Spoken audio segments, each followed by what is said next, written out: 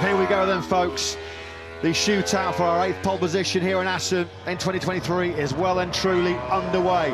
We track Fabio right at the top of the circuit, attacking hard now in the factory Yamaha through the spectacular 5th gear, 200 km/h corner. Bit of a head shake there on the exit, wasn't there, for Quartararo? He banks it hard left. Look at that knee and elbow dragging on the tarmac through that 4th gear, 165 km/h with your elbow down. Unreal action here in MotoGP. Through the final chicane comes Quartararo, and he goes into P1. That's a brilliant lap time. Smiles on the face of the Monster Energy Yamaha camp. That really is brilliant, Matt, and that looked like the old Fabio, the Fabio from last year qualifying. Really good. It really does. A 1:31.770, but here comes the brilliant Bezzecchi.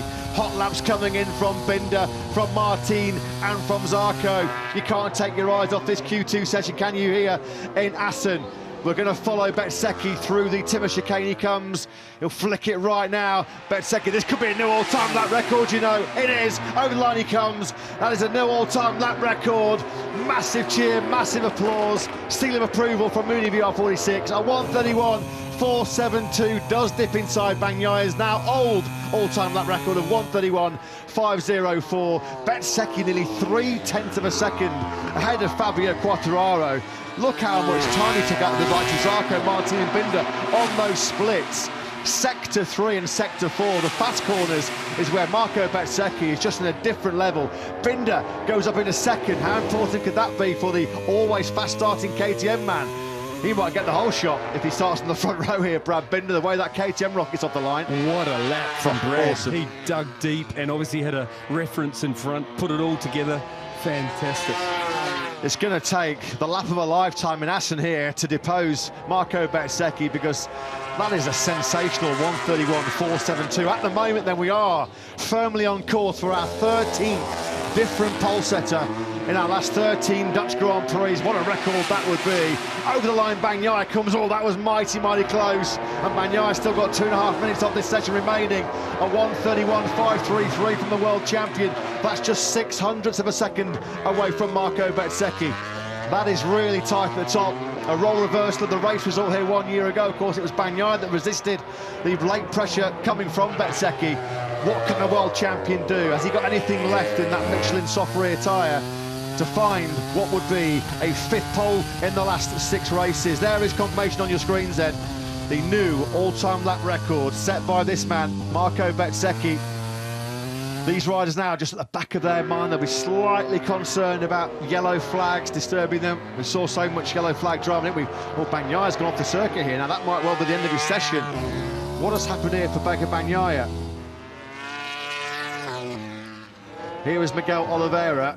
Oh, it's Luca Marini. Well, we just talked about the significance of the yellow flags. Luca Marini actually is on the front row here. Oh, and in the last minutes, that's going to stop other people. This could be it. Yeah. It's not going to affect Miguel Oliveira unless Oliveira was caught up in turn 3. Oliveira at the moment is down in 12th place, so he comes over the line now, picks up 1 spot into 11.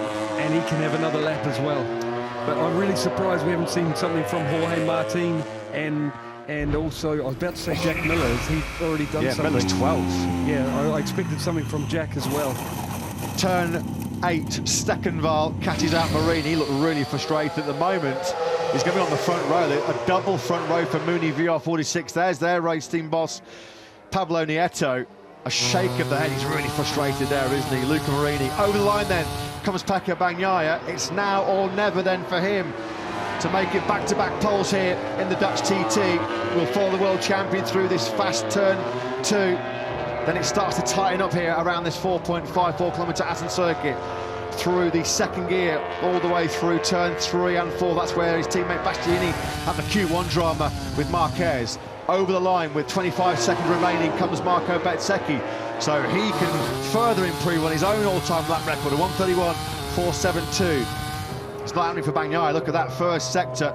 He was down by nearly 3.5 of a second. Surely that's far too much of a time for him to claw back.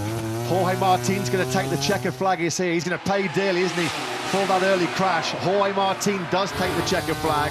And the man who's looking for a 7th successive podium in the 13-lap sprint this afternoon. Bagnaia rolls out of it. This is over. Congratulations then to Marco Bezzecchi. He's taking just his second MotoGP pole position. First since Buriram last year. The first that was for Valentino Rossi as a team owner. And Marco Bezzecchi, well, he has been utterly dominant so far here this weekend in Assen. High fives and handshakes all around, isn't it, inside Muni VR46. They know it's game over.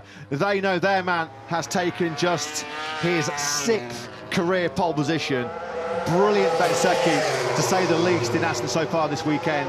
Let's just look further down the field then. Bagnaia will start from the front row, an old Ducati front row with Luca Marini, despite his late crash at turn number 8. He's on that front row. Quartararo fourth. Row two are the men that stood out and did something really special. That is Fabio, Quartararo, Brad Binder, Aleix Espargaro, and right behind that is Maverick. So those are the boys that have pushed their way ahead of the other Ducatis. It's pole position for Marco Bezzecchi.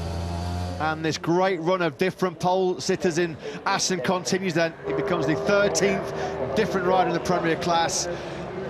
Pole position for Marco Bezzecchi, a front row despite a late crash for his teammate Luca Marini. Not a bad Super Saturday so far for Mini VR46.